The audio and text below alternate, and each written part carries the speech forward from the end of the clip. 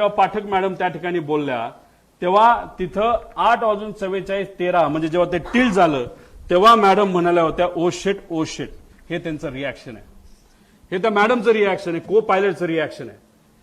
पण या पुऱ्या 5 मिनिटांमध्ये जेव्हा तो पीटीटी दाबला गेला होता, त्या पीटीटीत जेव्हा दाबलं जातं तेव्हा फक्त को पायलटचा आवाज येत नसतो, पायलटचाही आवाज येत असतो. पायलट जर गाणं गात असेल, काय सुंदर सिनरी आहे, काय झाडं आहेत, काय झुडपं आहेत, असं पायलट बोलला तरी त्या पीटीटी मध्ये तो आवाज रेकॉर्ड होतो. आम्हाला जे कळलंय त्या मेन पायलटचा आवाज कुठेही तिथं येत नव्हता.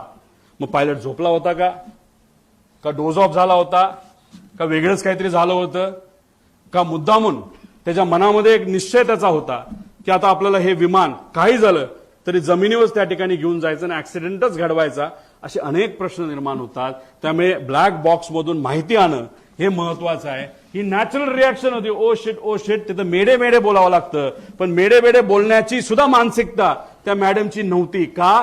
कारण का त्यांना या गोष्टीचं कदाचित काहीच माहित नव्हतं.